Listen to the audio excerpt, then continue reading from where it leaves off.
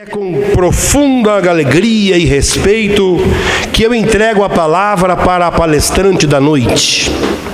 Ela que nasceu na grandiosa cidade de Santa Marina, província de Salerno, há 35 anos.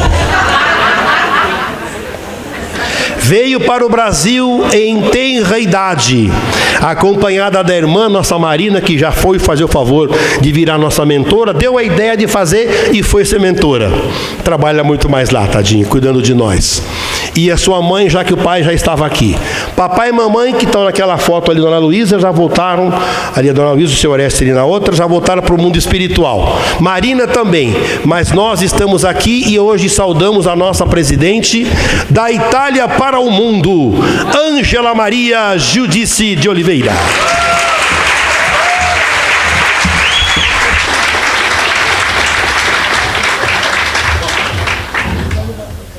Gente, boa noite. Ah, levantou. Eu quero ela um pouquinho mais alta para poder ver vocês, para vocês me verem. Porque como eu vou continuar aquela conversa que nós iniciamos falando de passe, fica mais legal ficar sentada e para vocês também interagirem e perguntarem. Tá bom? Eu já falei para a Beth, se ninguém perguntar, você pergunta. Mas como vocês não são tímidos, é legal porque é um assunto gostoso e a gente, às vezes a pessoa faz a pergunta e responde a dúvida de uma outra que também estava, né, naquela mesma dúvida. Eu vou sentar devagar que eu estou com medo que ela abaixe, deixa eu ver. Ficou. Oi? Acho que está melhor. Quem é que estava aqui quando nós conversamos sobre o tema passes? Quem que estava? Levanta a mão. Eu estava. Ai, que bom. Bastante gente. Vocês não estavam na minha última palestra? Quem estava na minha última palestra, por favor? Ah, bom. Vocês estavam com vergonha de levantar a mão? Mas tem bastante gente que não, então isso é muito legal. O que nós conversamos na nossa última palestra, só para a gente fazer um pequeno, né, um pequeno link para depois começar. Nós falamos, primeiro, da importância do passe e do efeito do passe, né? Hoje, a medicina, quem está aqui, teve o professor Moacir falando de espiritismo e física quântica. Então, hoje, nós sabemos que a medicina, ela está avançando muito nesse campo, né, que fala sobre a física quântica, mas entra no campo da energia, né? A física quântica, ela está explicando, né, para nós todos a energia e a realidade da energia. Porque a matéria, mesmo se a gente for, vamos dizer assim, se aprofundando nela, a gente vai ver que chega uma hora, só sobra energia, né? E dentro da doutrina espírita, lá, Kardec, ele já falava disso em 1857, nos livros todos que vocês queiram ler, toda a obra de Kardec, toda ela é baseada nisso e fala sobre a energia e fala sobre a importância e a realidade dela. Dentro dos centros espíritas, nós ministramos o passe. O que é o passe? A definição de passe. Hoje o Henrique não pôde ficar, foi embora, porque eu ia pegar ele para definir passe e definir obsessão. O que é o passe? A definição de passe. Passe é uma transfusão de energia alterando o campo celular.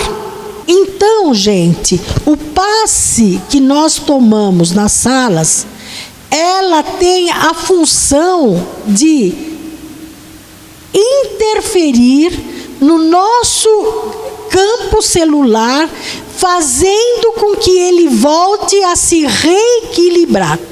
Então, quando nós recebemos o passe, a espiritualidade que já, quando nós entramos, ela já marca, né? Ela já pega a nossa ficha.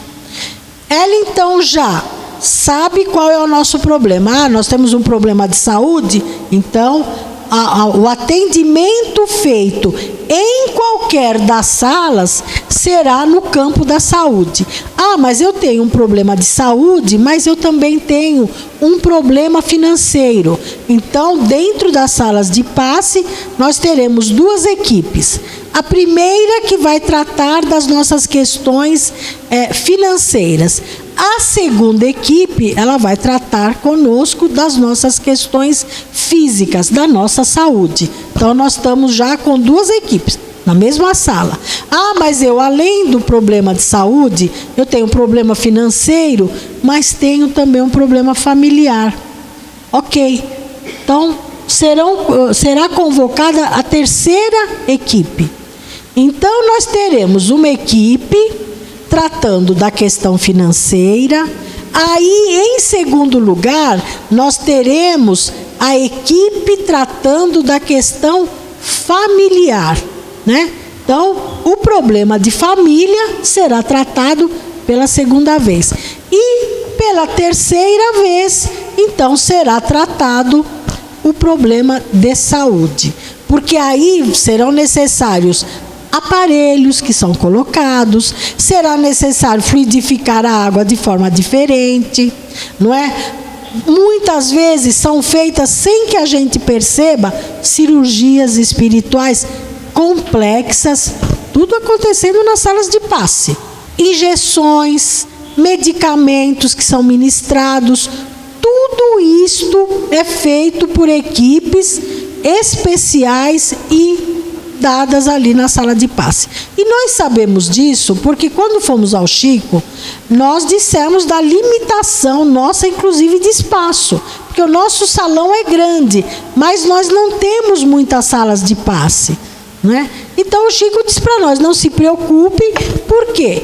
Primeiro, o trabalho todo de desobsessão, ele é feito enquanto nós estamos cantando aqui no salão. Os trabalhos de auxílio no passe é feito nas salas, mas depois, ele diz para nós, será complementado dentro do salão. Por isso que é importante, quando se toma o passe, a menos que haja uma razão muito forte, muito especial, é importante que a gente venha aqui para o salão.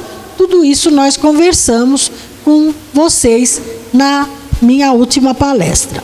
O que eu quis tratar hoje, o que eu quero tratar com vocês hoje?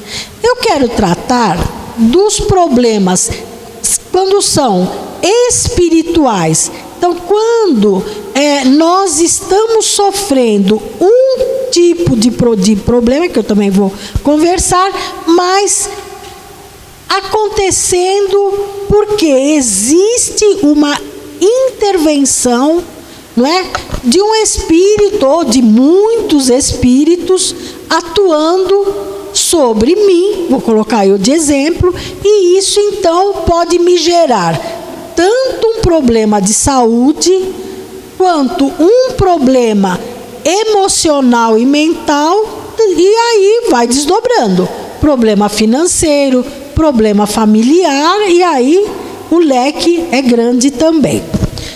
Como é que nós chamamos isto dentro de uma casa espírita? Nós chamamos isto de obsessão. Quando a gente fala obsessão, a gente se assusta um pouco. Mas eu quero tranquilizar vocês dizendo o seguinte: todos nós somos, num grau maior ou menor, obsediados. Por que eu digo isto? Porque todos nós sofremos a interferência do mundo espiritual que está ao nosso redor. Paulo de Tarso, na carta aos Hebreus, ele falou da nuvem de testemunhas, né? Ele fala a quão grande nuvem de testemunhas que, se dirigindo aos maiorais, decidem muitas vezes sobre os nossos destinos. Então, como é que ele fez uma analogia, que eu acho que todo mundo já viu isso, quando havia lá nos circos romanos, tinha aquela todas aquelas lutas que se faziam, perdia, né? Aí o povo bonzinho, que éramos nós que estávamos lá, fazia ou assim, vocês lembram, gente? Alguém já viu isso nos filmes? E aí o César, o que ele fazia? Se era assim, né?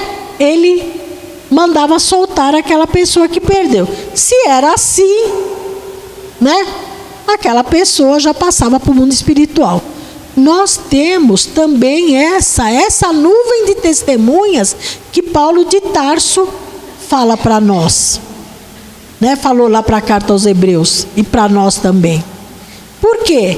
Nós temos aqueles espíritos que muitas vezes nos rodeiam, né?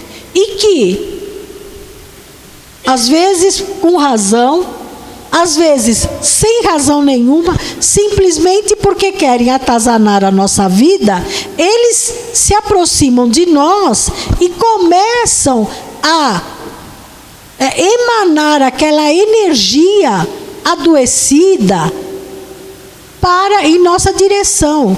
E aquilo, se nós não tivermos um tratamento adequado, efetivamente nós podemos adoecer, ou efetivamente podemos entrar num processo de perturbação familiar, uma perturbação financeira, e se não tivermos ajuda e tratamento adequado, aquilo vai virando crônico na nossa vida. Aquilo vai se alongando, até que chega uma hora, não existe solução possível para o nosso caso. Então, como é que a gente define a obsessão? Obsessão é a ação persistente de espíritos sobre um indivíduo. Então, o que faz com que seja obsessão? Quando aquele espírito, aquela entidade, ele persistentemente atua sobre uma pessoa, sobre nós. Então é ali. A gente acorda de manhã, ele está ali, ele está emanando as energias dele, sejam elas quais forem, né? E às vezes a gente fica com aquela monoideia, aquela ideia que a gente não consegue tirar da nossa cabeça. E vai de tarde, vem de noite, porque uma coisa é certa, gente, espírito obsessor, ele é volúvel. Chega uma hora, ele enjoa, mas tem um problema. Quando ele enjoa, ele chama ajuda. Eles têm prepostos. Então, ele enjoou, ele está cansado, mas ele chama preposto. O preposto dele que vem bem, com bastante energia, bem forte, e começa ele. Aí um vai embora. Gente, isso tem nos livros de André Luiz. Nós estamos com a coleção completa. Eu recomendo. Eu peguei hoje o meu Ação e Reação. Ação e Reação, que trata justamente das ações que nós praticamos e das reações que podemos sofrer. E é tudo meio romanceado, é uma delícia. É a série do André Luiz. Em todas elas nós podemos ver o modus operandi dos espíritos sobre nós, em todas elas. E aí nós também temos Robson Pinheiro, que aí ele fala. Hoje ele é o que mais fala sobre o assunto e também fala de uma forma muito inteligente. E outros autores, a livraria está repleta de livros muito bons para a gente poder aprender. Então, gente, para que nós nos sintamos obsediados, esse espírito tem que ter uma ação persistente sobre o indivíduo. Que ela pode ser, olha só que coisa, gente. Tanto ela pode vir de um desencarnado, mas ela também pode vir de um encarnado. Mas quem está vivo obsedia, também obsedia. Às vezes aquele familiar, né, que está o tempo todo ali, né, martelando um assunto, atormentando, ou aquele vizinho, ou aquele chefe, ou aquele colega de trabalho. Estão ali, martelando, e aquilo vai ficando grande de tal maneira que a gente começa a perder a paz. Perdeu a paz, para adoecer é um passo. Então nós podemos ser obsediados por encarnados e por desencarnados. Redes sociais também, quem falou? Rede social também. É um perigo. Ali, não, hoje em dia, porque vocês sabem que os espíritos, a gente às vezes pensa que os espíritos são mais atrasados do que nós, né? Eles estão lá na frente, gente. Eles já têm tela líquida, não é mais. Os nossos celulares, para eles, já são tudo obsoletos, viu? Eles já estão ali não é nem 5G, deve ser já 10G. A minha mentora fala isso, vou pegar o tablet. Mas é tudo muito bem lembrado. E ela pode ser uma influência simples, que é aquela coisinha que vem, né? Nos livros eles mostram muito bem isso. Às vezes você está bem, está tudo bem, de repente você cai num baixo astral, que você não sabe de onde veio. Ou então você começa a ter uma dor de cabeça, ou começa a ter um enjoo, né? Você fala, meu Deus, mas eu estava tão bem agora, o que me aconteceu? O que eu fiz?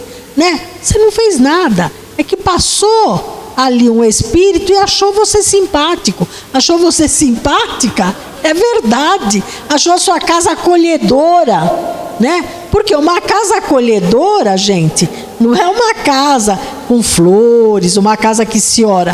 A casa acolhedora para os espíritos ignorantes, sofredores ou maus mesmo, é aquela casa bem fechada, aquelas que nunca abre a janela, sabe? Aquela casa bagunçada, cheia de coisa tafuiada, assim. Também, embaixo da pia, aquele bar maravilhoso, né? Mas eles gostam muito de lugares escuros, sabe? Lugares bagunçados, porque eles podem se esconder. E eles se escondem, vocês não vão ficar com medo, né, gente? Senão, na próxima palestra minha não vai ter ninguém. Hoje é a palestra da Ângela. Ué, será que o pessoal não entendeu? Mas isso tudo eu estou conversando com vocês e depois a gente vai trocar ideia. Gente, é para nós ficarmos atentos. Porque eu não estou só falando o que acontece. Eu também vou dar para vocês o pulo do gato. A profilaxia, senão não teria sentido. Então, o que eles gostam? Eles gostam daqueles lugares escuros, daqueles lugares bagunçados, sujos, porque ali eles podem se esconder. E eles se escondendo, eles ficam lá um monte de tempo, irradiando aquela energia e mais, se beneficiando da nossa. Porque às vezes eu sou uma pessoa autoastral, alegre e tal, eles falam, oba, agora eu vou melhorar. Eu andava meio triste, assim, meio aborrecida, mas ó, essa pessoa aí é autoastral, joia, vou falar para os meus amigos virem também. É verdade, gente. Isso daí a gente está cansado de ver nas salas, nos nossos tratamentos, né? É a realidade, ué. Quando a gente se sente bem, no lugar, o que a gente faz? A gente quer levar a família, os amigos, não é verdade? Então, gente, já dei uma dica. Casa precisa estar aberta. Casa é importante ter flores. A gente tem que deixar a casa sempre razoavelmente em ordem. Eu sei que é difícil, porque hoje as pessoas todas têm jornada, às vezes tripla, mas vamos educar os nossos filhos, né? O nosso marido, a nossa mulher, sem ser exagerado, sem descambar para o toque, porque tem gente, né, que se vê um cisquinho no chão já está lá com o paninho. Não é isso. Mas, dentro do possível, vamos manter a nossa casa harmonizada, alegre, né? Pega ali de vez em quando, pega as cascas de laranja, ferve e deixa aquele vapor de laranja percorrer a casa. Isso é maravilhoso, porque a laranja, ela remete à alegria, ela remete a alto astral. Então, não é para defumar a casa, nada disso. Mas a laranja, ela é muito benéfica. O meu pai, ele sempre tinha em todo lugar, a começar pela orelha, e ele fazia uns vasos gigantes com manjericão, alecrim, aí ele botava folhagem, rosas, tudo que ele tinha no jardim. Mas o manjericão para o meu pai era... Porque o manjericão tem um cheiro delicioso. O que a gente lembra? Lembra de molho de macarrão, lembra de pizza, né? Lembra das brusquetas, tudo isso. Então, o manjericão alegra a vida da gente. Se você estiver fazendo regime, bota manjericão também, porque virtualmente você vai ter a impressão que você está comendo pizza. Então são profilaxias, né, Rê? Mas põe um alecrim na carne, low carb, que a Renata é especialista nisso, né? Vocês já veem que eu, infelizmente, eu disse, mãe, por que você não faz o meu regime? Porque eu tenho um grave defeito, eu não gosto de carne, né? Mas não porque eu seja espiritual, que eu não gosto mesmo. Eu gosto de pão, macarrão, pizza, todas essas coisas, e eu não emagreço. Eu não sei por quê. Oi.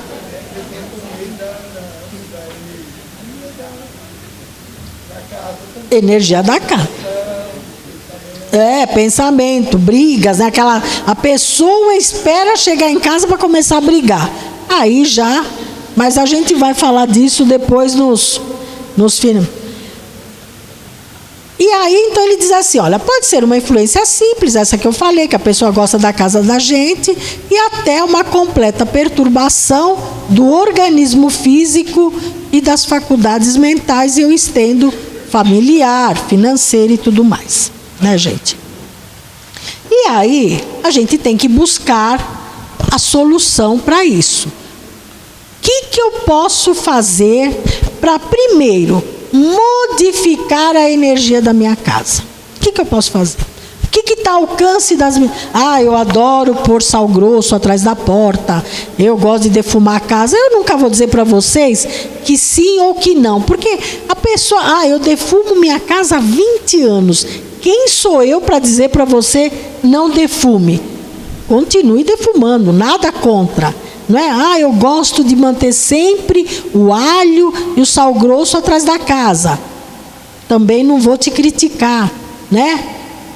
O sal é o elemento sagrado, porque ele está ali na Bíblia, ele está ali no Novo Testamento, né? Quando Jesus fala, vós sois o sal da terra, não é? O sal é o que dá sabor, é o que dá, né? É o que tempera, né? As coisas, e portanto uma pessoa que é sal significa que ela é uma pessoa temperada, né? Ela é uma pessoa atuante, firme, vigilante. Então ele é sagrado. Se você gosta de botar atrás da porta, nada contra. Agora, o que é que o obsessor não gosta e não aguenta de jeito nenhum? Primeira coisa, obsessor não aguenta oração.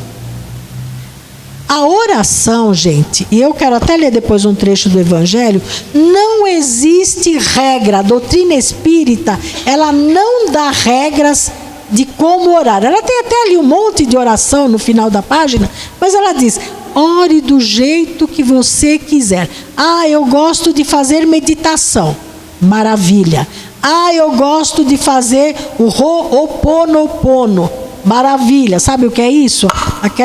Aquela oração do Havaí, né? Não, é uma oração budista, mas que foi adaptada, né, no Havaí, e que você fala, eu sinto muito, me perdoe, sou grato e eu te amo. São palavras, são mantras, né? São palavras maravilhosas. Faça isto. Mas eu gosto de rezar terço. Minha mãe rezava terço todos os dias. Ela rezava de manhã e à noite. Era sagrado. Ela tinha bolso, porque ela tinha que botar o lenço, o óculos, um dinheiro e o terço. Era sagrado. Então, orava. Então, mas existe também uma prática. Então, a oração. Salmo 91, maravilhoso. Salmo 45, maravilhoso. Senhor, me socorra, eu estou te esperando, eu espero o teu socorro, eu preciso que você venha me socorrer. Salmo 45, maravilhoso. Salmo 123, maravilhoso, não é? Todos eles são salmos que foram ditos ou em momento de muita angústia, por Davi ou por qualquer outro ali. Tem vários outros que também escreveram salmos, que eram músicas, que eram canções. E tem aqueles também em momentos de muita angústia, né? Em momentos de muito sofrimento. Então Davi não tinha dúvida, ele clamava mesmo, ele pedia, ele sabia que a oração era poderosa, não é? Então, oração. obsessor não aguenta. Nem ele, nem o preposto. Eles ficam uns dias e falam, não, está muito chato. Qualquer hora. A qualquer hora. Uma vez... Madrugada. Uma vez me perguntaram, diz que só pode ser antes da meia-noite. Gente, pelo amor de Deus, Deus não tem hora para nos atender. Você pode fazer a qualquer hora, a hora em que você pode. Você está mais em paz. Não adianta fazer oração e tá com a casa... Ai, meu Deus, tem que botar o almoço no fogo, tem que botar a janta. E preciso passar a roupa, preciso atender o... Não, esquece. É na hora que vocês estão em paz. Outra profilaxia importante que o obsessor não suporta é o evangelho no lar. Gente, evangelho no lar é uma prática que aqueles que fazem, pode-se ter certeza absoluta de que a vida da gente, ela vai correr numa tranquilidade muito maior. Ah, mas eu faço evangelho no lar, mas eu ainda tenho um problema financeiro, ainda tenho um problema familiar. Pois é, imagina se não fizesse. Imagina se não fizesse, não é? Então, em momento nenhum, Deus, Jesus, ele disse assim, olha, vocês vão ficar livres de tudo. O que Jesus falou para nós? Ele disse assim, olha, você vem até mim. O que ele quis dizer com você vem até mim? O vir até mim significa, faça o que eu estou te ensinando. Ele não falou vir até... Olha, vir até mim significa vir no centro espírita. Vir até mim significa ir para a igreja católica. Vir até mim significa ir para o templo evangélico. Não, gente. Não existe. A separação aqui é nossa e ela é boa. Tem que ser porque para cada pessoa uma religião vai responder. Vocês estão aqui porque vocês querem ouvir o que a doutrina espírita tem a falar. A pessoa está na igreja católica, ela quer ouvir o que a igreja católica quer falar. O evangélico, o que o evangélico quer. Está errado? Lógico que não. Cada pessoa tem que estar onde ela se sente bem. Não é? Mas, então, aqui no Evangelho, lá naquela passe de preces, o primeiro item, ele diz assim, olha, para os espíritos não existe fórmulas, mas existe a importância da oração. Você pode orar do jeito que você quiser, mas não deixe de orar. E por que eu trouxe essa lição? Porque tem aqui em Mateus, no 17:14, no versículo 17 e no capítulo 17, versículo 14, é uma das mais emblemáticas curas de Jesus. Depois de se dirigirem à turba, aproximou-se dele um homem e ajoelhou-se e disse, Senhor, tem misericórdia do meu filho, porque é lunático e padece horrivelmente, pois muitas vezes cai no fogo e muitas vezes cai na água. Levei-o aos teus discípulos, mas não foram capazes de curá-lo. Em resposta, Jesus disse, ó geração incrédula e pervertida, até quando eu estarei convosco? Até quando vos suportarei? Ó Jesus, hein? Trazei-me aqui ele. Jesus o repreendeu e o demônio saiu dele e o menino foi curado a partir daquela hora. Então os discípulos aproximaram-se de Jesus em particular e disseram, por que não fomos capazes de expulsá-lo? Disse-lhe Jesus, por causa da vossa pouca fé. Eu vos digo que se tiverdes fé como um grão de mostarda, direis ao monte, muda-te daqui para lá, e ele se mudará, e nada vos será impossível. Mas essa espécie não sai senão mediante oração e jejum. Então, gente, esse menino, com certeza, ele deveria sofrer de um problema de epilepsia, né? E era acompanhado por um espírito inferior, porque ele caía no fogo, ele caía na água, né?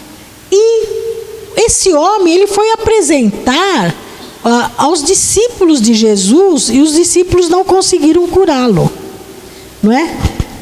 Agora, Jesus fala, foi porque vocês não tiveram fé. Mas será que só os discípulos não tiveram fé? Ou o pai também do menino não teve fé suficiente? Os dois, né? Os dois não tiveram fé. Porque se um deles efetivamente tivesse a fé como ela deveria ser quando ele apresentou os discípulos, mas Jesus estava lá. Então, se eu tenho Jesus lá, o que eu vou fazer? Eu vou direto no chefe, não é verdade? E o homem, naturalmente, ele pensou isso. Ele apresentou, deu graças a Deus que os discípulos ali não conseguiram, porque ele podia ter feito alguma coisa mais ou menos, ele foi até Jesus, não é? E Jesus então fala da falta de fé.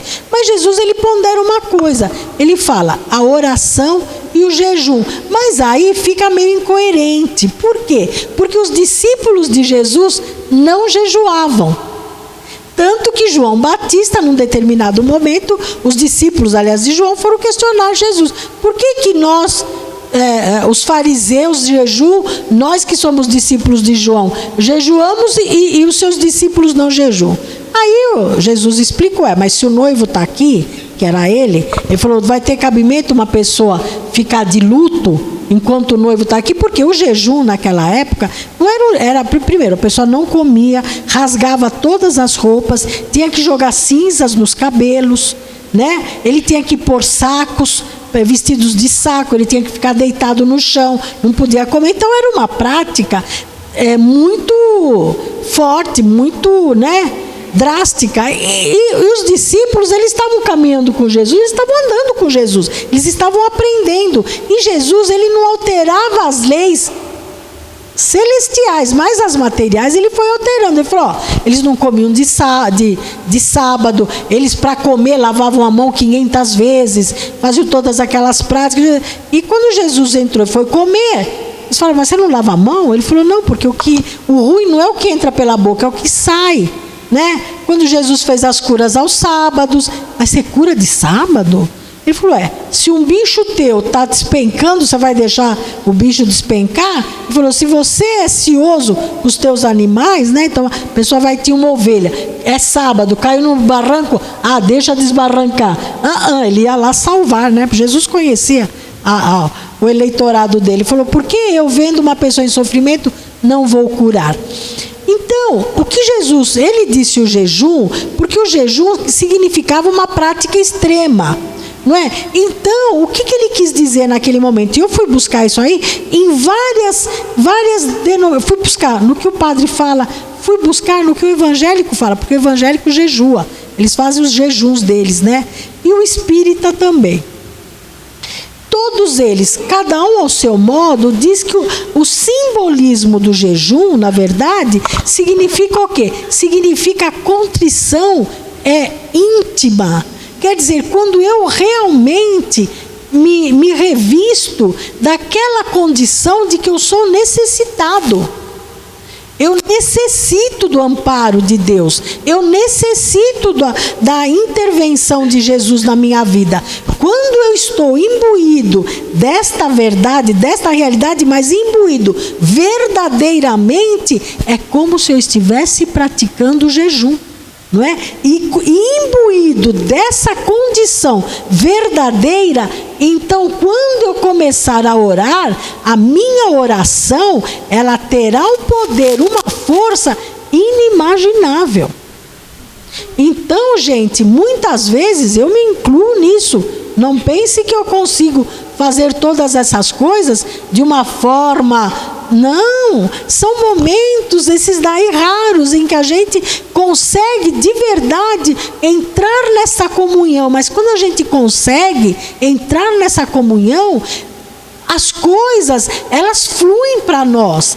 Nós temos a nossa saúde melhorada. Muitas vezes o médico não consegue fechar um diagnóstico e vai aqui, vai ali, faz exame. Puxa, eu fiz essa prática, eu fiz uma semana de oração, mas eu fiz daquele jeito que tem que se fazer. O médico descobriu que eu tinha. Nossa, aquele emprego que eu estou aguardando há tempos e que eu não estava conseguindo, após essa semana, após essa oração que eu fiz, as coisas aclaram. Fui chamado no meu trabalho, a minha casa se harmonizou. Então, gente, porque, olha, vocês me digam se eu estou mentindo. A gente até começa a fazer muitas vezes a prática, a semana de oração, mas no meio da semana meu Deus, tem que pagar aquilo. Ih, esqueci de dar aquele recado. Ai, a duplicata. Caramba, esqueci de ir no banco. Gente, pode parar. Vocês já podem encerrar isso assim. Quando eu estiver tranquilo, eu começo novamente. Veja que Jesus deu esse exemplo tão forte que quando ele ia orar, ele se apartava. Ele ia para o monte, ele ia para o barco, ele ia para o lago, não é? Ele se apartava da confusão, por quê? Porque ele precisava se acalmar também, ele, para poder se conectar com Deus, nosso Pai, nosso Criador. Eu queria ouvir vocês um pouquinho enquanto eu bebo água.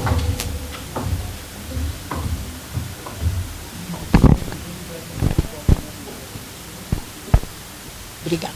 Tá bom, eu levanto. Nenhuma pergunta? Pelo amor de Deus, vocês vão me deixar assim aqui no vácuo? Vocês ficaram com medo dos espíritos? Ninguém tem nada para perguntar sobre os espíritos obsessores? Fala, Georgette. A casca de laranja, não é nada, nenhum ritual, viu, gente? É um aromatizador caseiro, digamos assim. Mas a laranja, para as pessoas que entendem, para os perfumistas, para as pessoas que entendem de energia e tal, ela simboliza alegria.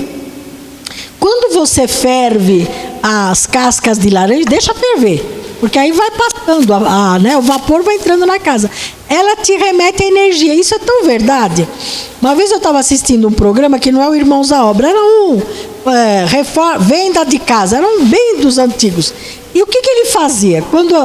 Ele tirava tudo aquilo que pudesse significar, dar a entender do tipo que as pessoas viviam que tipo de pessoas viviam na casa. Então ele tirava tudo aquilo que personalizava a casa, deixava ela bem neutra. Então sabe o que ele fazia na hora que vinha pessoas para ver a casa? Ele punha cookies para fazer dentro do forno. Então aquele cheiro dos biscoitos, do bolo, aromatizava a casa e as pessoas entravam numa alegria. Então elas olhavam a casa com uma condição com olhos mais caridosos, digamos assim. E a casca de laranja é muito legal, porque ela alegra a casa, né? Porque quem não gosta do cheiro de mexerica? Quando a gente não gosta do cheiro da mexerica na mão, né? Nós não gostamos, mas quando alguém descasca a mexerica ou laranja, automaticamente a gente fala, ai que gostoso, né? A gente não gosta de sentir na mão, mas o cheiro é gostoso. Então podem fazer, eu recomendo, viu? Obrigada, Beth. Vamos.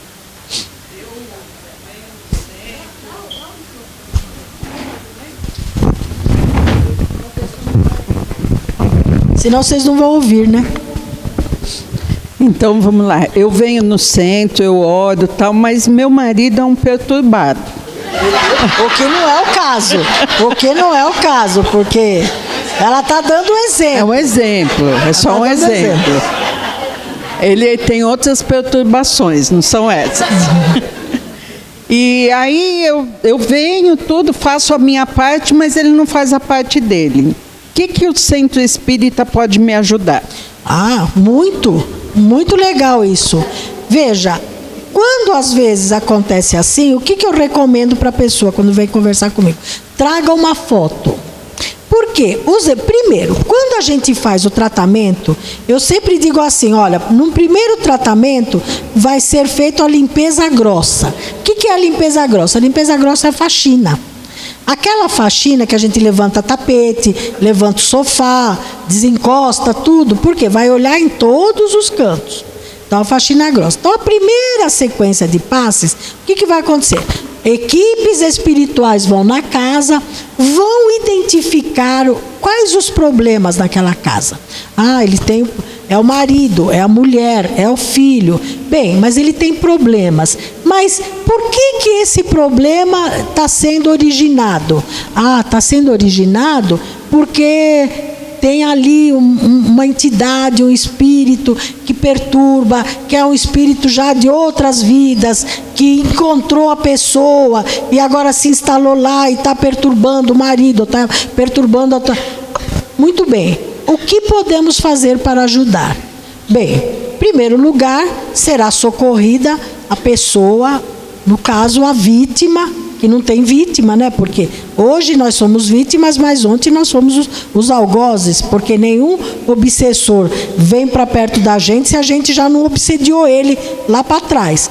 Então, o centro, o que ele vai fazer? Ele vai fazer com que essas equipes espirituais vão até a casa e vão tomar ciência do que está acontecendo. Tomou ciência do que está acontecendo, vão lançar os primeiros socorros, primeiro auxílio. Qual que é a diferença do centro espírita sério? Precisa melhorar a pessoa que está obsediada, então no caso esse marido que não colabora, mas precisa melhorar também o espírito que está ali, o sofredor, o espírito que está atuando. Porque senão, gente, não adianta, eu digo sempre, o tratamento espiritual não é você pegar um papel e amassar e jogar ele pela janela. Você pegou o espírito, amassou e jogou na janela. Ou então, vamos engarrafar o espírito, que nem falava o Alamar, que tem alguns centros que engarrafavam o espírito. Você pode até engarrafar, mas daqui a pouco ele solta. O que ele vai fazer? Ele volta com mais raiva. Então, a cura verdadeira, ela vem a partir do tratamento da pessoa que está sendo vítima e do obsessor. E muitas vezes, gente, isso daí não é num mês, não é em 2 meses. Mas faz 6 meses que eu estou indo lá naquela casa, naquele centro, e continua tudo igual. Pois é, às vezes vai demorar 1 ano, 1 ano e meio. Mas se você for persistente, se você mudar o teu padrão mental, porque o que faz a gente mudar o padrão mental? É isso que nós estamos fazendo agora, é ouvindo o Evangelho. Hoje está falando a Ângela aqui, mas fala aqui Zé Maria, Henrique, Roberto, não é? Silvia, Ronaldo, temos Hamilton, e temos N convidados. Eu preciso ficar aqui, porque enquanto eu estou aqui, muitas vezes, os espíritos, eles seguram o espírito, para ele também ouvir. E aí ele começa a perceber que o que ele está fazendo está errado. Então, os espíritos obsessores também têm que ser respeitados e auxiliados. Então, isso tudo é feito através do passe, né? Porque o passe vai atuar no campo mental, e que isso também, logicamente, eu tenho que falar. Um passe atua no campo mental, ele faz com que eu melhore. Se eu sou uma pessoa perturbada, né, tenho ansiedade, tenho um monte de coisa, que eu falo perturbar porque eu sou extremamente ansiosa, não é? O passe vai me ajudar? Sim, vai me ajudar. Ele vai alterar aquilo que é necessário no meu campo celular, não é? Na minha saúde, mas vai atuar também no meu campo mental, no meu campo energético. Eu vou me curar, eu vou entrar em equilíbrio. E o restante, a medicina vai fazer, porque o passe não prescinde da utilização de medicação. Vocês fujam do centro que fala que medicação não é bom.